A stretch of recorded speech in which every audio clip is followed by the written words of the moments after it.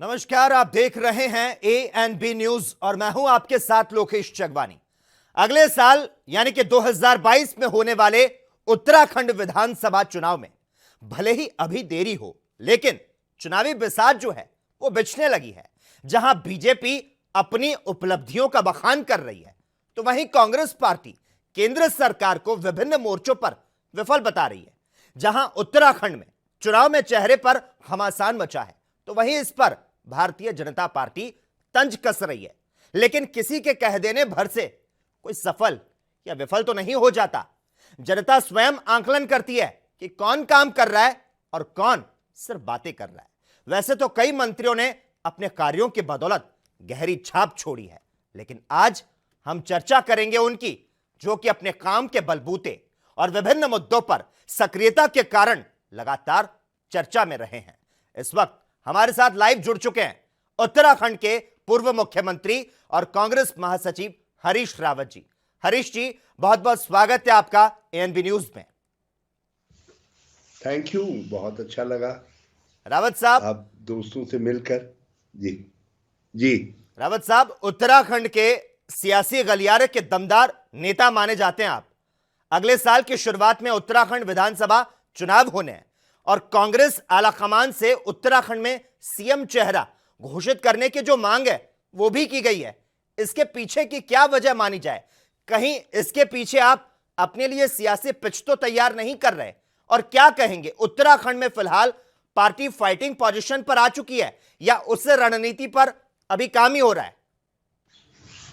योगेश जी, जो आपका और कुछ मित्रों का संदेह है वो स्वाभाविक है, क्योंकि मैं राजनीति में हूं और सक्रिय राजनीति में हूं। और अभी पिछले समय तक मैं मुख्यमंत्री था और मुझको और मेरी नीतियों को पराजित करके ही तो भाजपा सत्ता में आई है। चाहे धन बल से आई हो, चाहे मशीन बल से आई हो, किसी बल से आई हो, लेकिन सत्ता में आई है। मगर इसका एक दूसरा पहलू भी है। दूसरा पहलू यह है कि भाजपा ने एक रणनीति बनाई है पूरे देश के अंदर। जहां भी चुनाव हो रहे हैं, वो चाहे वो म्युनिसिपैलिटी का ही चुनाव क्यों ना हो, उसमें मोदी के चेहरे को सामने रखते हैं। कहते हैं बस किसी को मत देखो, केवल मोदी जी को देखो। तो मैंने बहुत इस पर विचार किया, मंथन की, इसका तोड़ क्या है। क्योंकि यदि हम मोदी पर अटैक करके एक तोड़ निकालते हैं तो वो फायदेमंद कम हो रहा है, बल्कि उससे भाजपा की स्ट्रेटेजी और मजबूत हो जा रही है। तो उसके लिए मेरे दिमाग में बात यह आई कि हम लोकल बनाम लोकल करें जी। मतलब जिस राज्य का जो व्यक्ति है उसमें एक चेहरे को हम आगे करें। कह रहे भाई ये व्यक्ति है हमारा, वो सीएम फेज भी हो सकता है, वो चुनाव का नेता भी हो सकता है, उसको हम आगे करें और कहेंगे अपना नेता बन। आपका कहना है भाजपा को अपना चेहरा जो है वो भी सामने लाना रहेगा। रावत साहब, आप मौजूदा वक्त में यही उत्तराखंड के सबसे बड़े नेता माने जाते हैं। विजय बहुगुणा और हरक सिंह रावत के बीजेपी में जाने के बाद कद्दावर चेहरे के तौर पर आप ही का नाम आता है। और जब सियासी झगड़े हों तो जुबानी जंग तो छिड़ी रहती है और फिर कांग्रेस में जो गुटबाजी है वो भी जग जाहिर है। क्या वजह है कि कांग्रेस 2022 में बिना किसी चेहरे के उतरने की रणनीति पर काम कर रही है? ऐसा नहीं है कि हमारे पास चेहरे हैं, मगर एक हम सामूहिकता की बात कर रहे हैं तो उसे क्लियरिटी नहीं आ पा रही है। जो बीजेपी को घेरने की रणनीति है, मेरी सोच है, वो उसमें ये मुफीद नहीं आ पा रही है। ऐसा नहीं है कि हमारे पास चेहरे नहीं है, हमारे पास बहुत अच्छे चेहरे हैं। हमारे पास तो आगे 10-20 साल तक के लिए बहुत बेहतर चेहरे हैं उत्तराखंड के अंदर, और आज भी बेहतर चेहरे हैं और कई लोग हरीश रावत से भी बेहतर है। मैं एक जगह रह गया तो इसलिए जरा सा एक जगह बैठा हुआ पत्थर भी भारी हो जाता है। तो मैं अपने को बहुत गुणी नहीं मानता, लेकिन बरसों से एक जगह पर हूं तो इसलिए पार्टी ने सम्मान जो दिए मैं उसके लिए आभारी हूं। मगर मगर ये पॉइंट जो है, जो आपने स्पिन बॉल डाली है, इसका एक ही तोड़ है कि हम भाजपा की रणनीति को उत्तराखंड के अंदर विफल करें।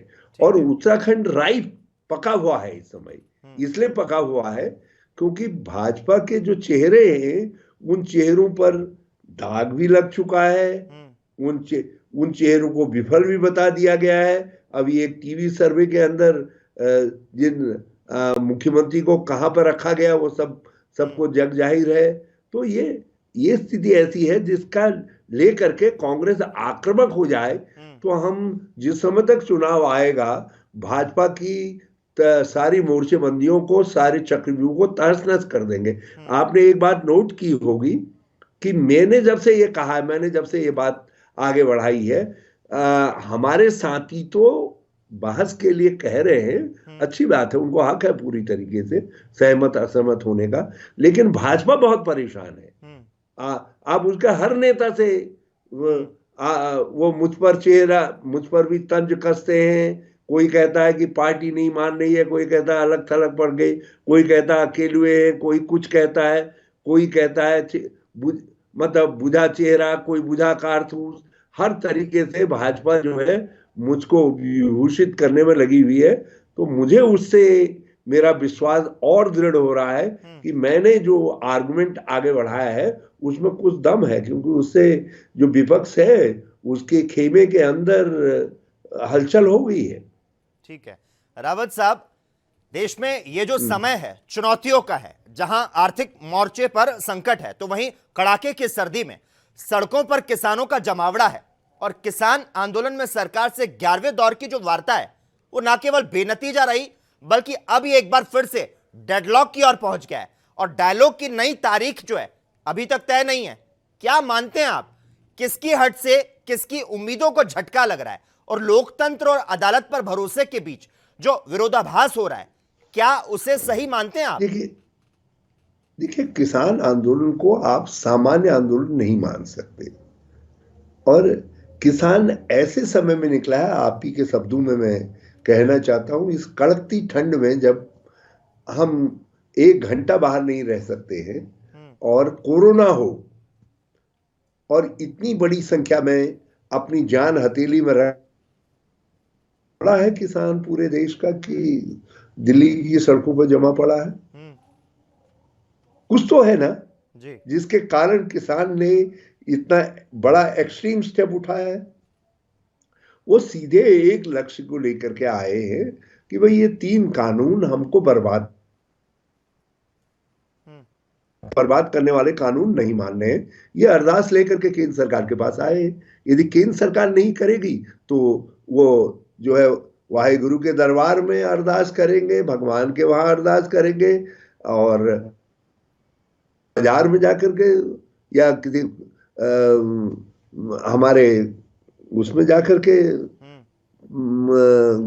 गिरजाघर में वहां अरदास करेंगे।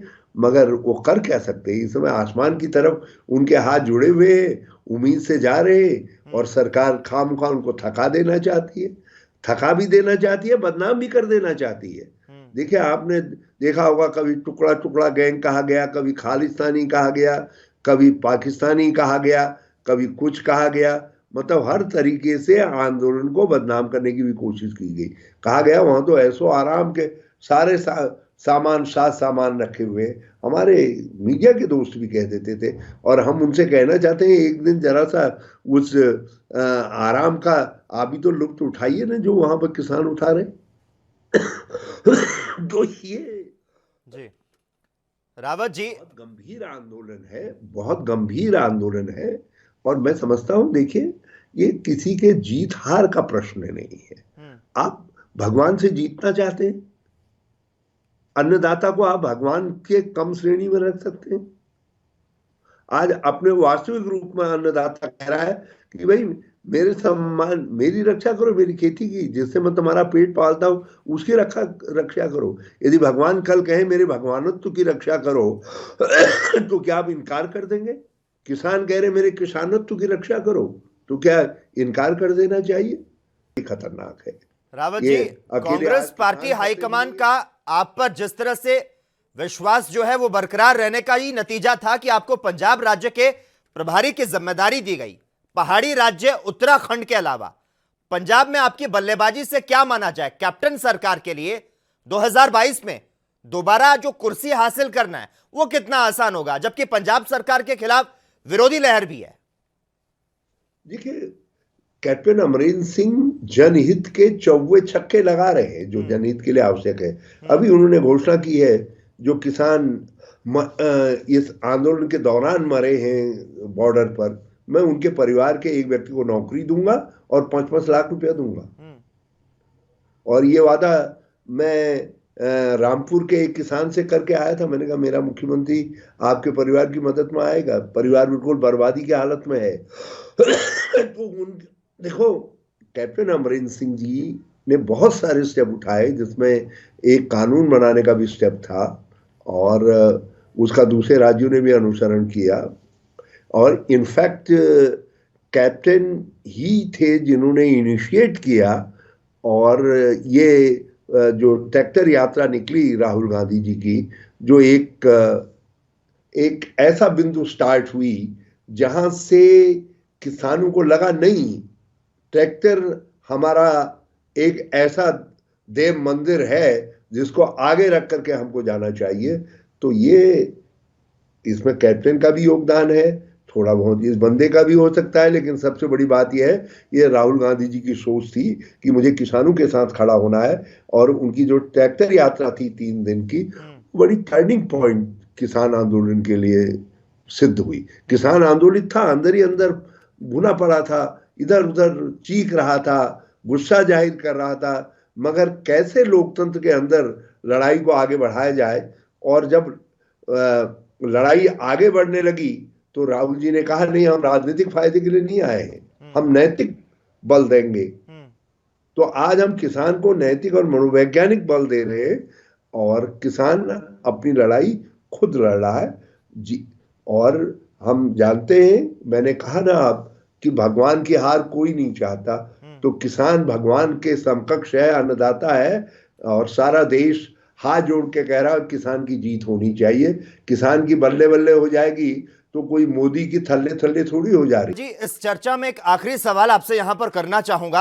आप कांग्रेस सेवादल के सच्चे सिपाही तो रहे हैं, लेकिन अगर आपके निजी जीवन की बात की जाए तो आपको पढ़ने और पुराने फिल्मी गीत सुनने का शौक है और खाने में आप पहाड़ी व्यंजनों से खूब लगाव रखते हैं। खाने के प्रति प्रेम और पहाड़ी व्यंजनों के जायकों में इतनी सक्रियता का क्या राज है? अब तो इसमें जो है सरसों साग का भी कुछ योगदान है। और देखिए, आप यदि प्रकृति के नजदीक हैं, आज मोदी जी लोकल वोकल कह रहे हैं, मैं 2014 से लोकल वोकल कह रहा था, लेकिन छोटा आदमी था, गरीब आदमी था, इसलिए मेरे लोकल वोकल के नारे पर उतना लोगों ने वो नहीं किया, उतनी थालियां नहीं पीटी जितनी मोदी जी के लोकल वोकल पर पीट दी। और मुझे बेहद खुशी है कि आज मंडुए को या उत्तराखंड के अंदर पैदा सभी अनाजों को, दालों को विश्व खाद्य संगठन ने पौष्टिक आहार के रूप में स्वीकार कर दिया है। यही हमारा सॉल्यूशन है पर्यावरण की रक्षा के लिए भी, और साथ ही साथ पलायन को दूर करने के और राष्ट्रीय सुरक्षा के लिए भी। क्योंकि सीमा से लोग हट जाएंगे तो राष्ट्रीय सुरक्षा खतरे में पड़ जाएगी, वहां से पलायन होगा। तो मगर कोई दूसरा फॉर्मूला नहीं है। इसीलिए मैंने लोकल इश्यूज को, लोकल संस्कृति को, लोकल चीजों को, लोकल खान पान को, ये सब चीजों को बढ़ावा दिया, हैंडीक्राफ्ट आदि आदि को। और मुझे खुशी है कि अब वो चीजें जड़ जमा चुकी हैं। मुझको राजनीतिक फायदा नहीं मिला उसका, लेकिन उत्तराखंड को आगे आने वाले दिनों में उन सब चीजों का बहुत फायदा मिलेगा। ठीक है, हरीश रावत जी, बहुत बहुत धन्यवाद आपका हमारे साथ इस चर्चा में जुड़ने के लिए और एएनबी न्यूज में अपना वक्त देने के लिए। तो ये थे कांग्रेस के कद्दावर नेताओं में शुमार हरीश रावत जी, जिनकी विनम्रता ही इनकी खूबी है और जो शालीनता से अपने विरोधियों का जवाब देते हैं। और इनके लिए कह सकते हैं कि हरीश रावत राजनीति दिमाग से करते हैं और दिल की बातें दिल में ही रखते हैं। इसी के साथ ही इस वक्त के बुलेटिन में बस इतना ही। तमाम अहम खबरों के लिए लगातार आप जुड़े रहिए हमारे साथ और देखते रहिए एएनबी न्यूज।